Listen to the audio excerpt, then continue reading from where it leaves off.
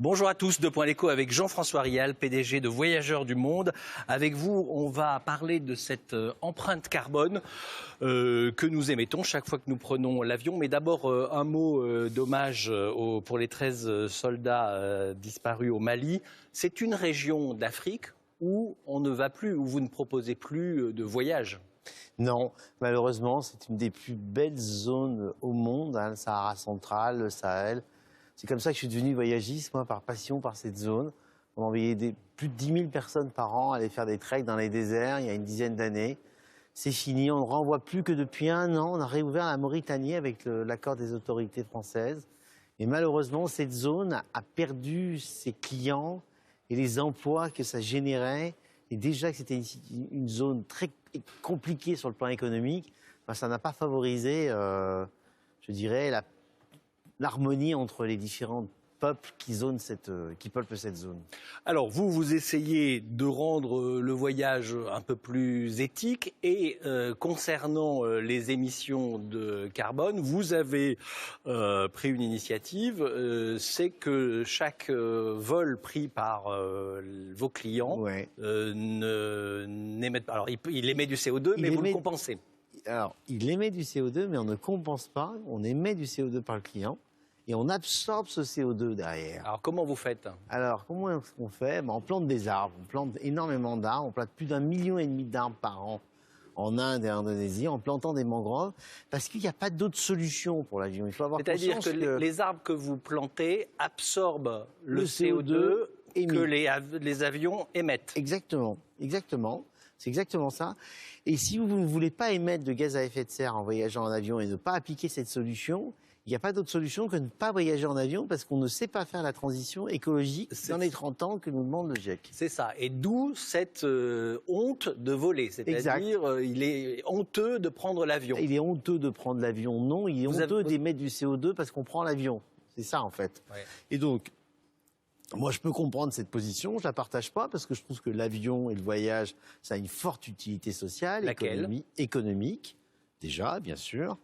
De tolérance, de rapprochement des peuples, et puis de bonheur. C'est-à-dire que c'est très fort comme utilité sociale. C'est rare d'avoir plusieurs utilités sociales comme ça dans un métier. Sauf que le tourisme de masse, il n'a pas cet impact positif. Alors, même si nous ne pratiquons pas, je ne suis pas tout à fait d'accord avec vous. Il a quand même l'impact très fort de l'utilité sociale et économique, en particulier pour les populations locales. Et puis moi, je dis toujours que quelqu'un qui va passer une semaine en Tunisie, dans un club, il va en revenir quand même un peu plus tolérant que quand il est parti. Parce qu'il sort quand même. Il ne faut pas croire qu'il reste tout le temps dans un endroit et qu'il ne bouge pas. C'est un peu plus compliqué que ça, la vraie vie. Alors, même si ce n'est pas le tourisme qu'on pratique, nous, bien sûr. Oui, on revient au CO2 et au réchauffement climatique. Donc, en clair, vous vendez votre voyage un peu plus cher parce que le client il paye la plantation d'arbres. Tout à fait. Donc, c'est réservé aux plus aisés. Pas vraiment, parce que les montants en jeu sont assez faibles. C'est-à-dire, ça coûte combien? On est autour, nous, on est autour sur des projets qui tournent autour de 5 € la tonne. Donc c'est assez faible. Et concrètement, quand je prends un billet d'avion pour les États-Unis, par exemple, New York, par exemple, ça va vous coûter 3,5 tonnes. Donc ça va vous coûter 18 €. De plus? De plus.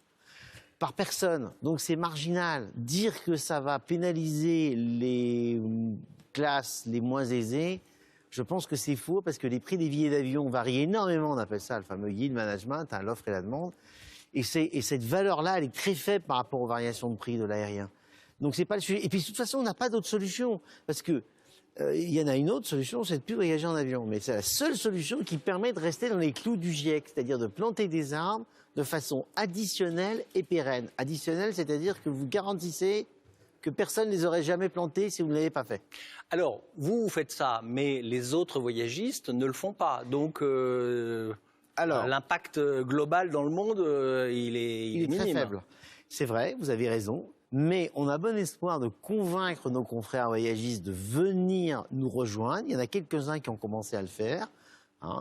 Et puis surtout, les voyagistes, c'est marginal eux-mêmes dans la problématique du transport aérien. C'est les Ce qu'il faut, compagnies c'est aériennes. convaincre les compagnies aériennes d'aller beaucoup plus loin que leur plan mondial. Vous les avez convaincus? Alors, Air France a bougé énormément. Ils sont en carbone neutre sur les vols intérieurs et ils sont engagés à être à 50% de moins d'émissions de gaz à effet de serre en 10 ans, contrairement à ce que disent les autres compagnies aériennes qui veulent rester stables.